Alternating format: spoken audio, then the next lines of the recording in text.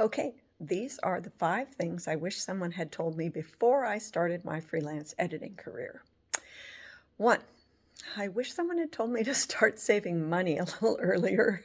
For some reason, I even turned down an IRA that my employer was matching funds for, which seems crazy, but there I was in my 30s. So it would have been nice to start saving money a little earlier, but that's just one of those things that short-sighted financial idiots do when they're younger.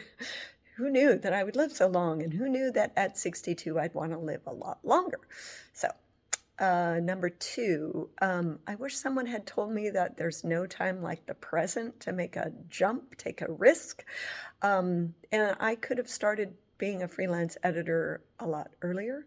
I loved my job and I learned a lot, but I probably could have learned everything I learned in 5 years and been able to start working as a freelance editor a lot earlier.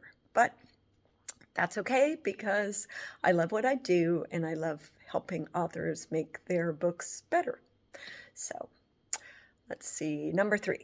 I wish that someone had told me that I would still be arguing with authors about punctuation after all these years, like that it really does help to use semicolons once in a while or em dashes, or that you don't need to put 2 periods after, I mean, 2 spaces after a period. That was for typewriters, not for computers.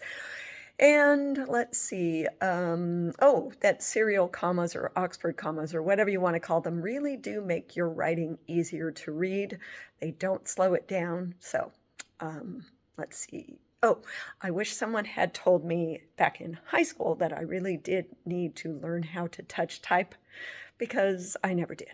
So even though I'm not working on a typewriter, I'm still working on a keyboard, and it would be nice to be able to read or look at something else while I'm typing, but it just makes me slower and maybe more careful. I don't know. Let's say that I'm more careful because obviously I'm an editor, so of course I'm more careful.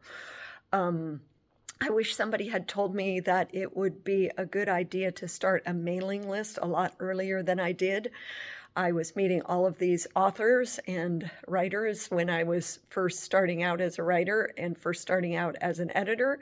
And I didn't, think to have people write down their names and addresses. Of course, most of us didn't have email in 1996, but I could have kept in touch long enough to get their email 20 years ago. So anyway, it's always a good idea to start a mailing list as soon as you start networking with people. So it's a good idea to learn that. So those were the 5 things I wish I'd known a little earlier.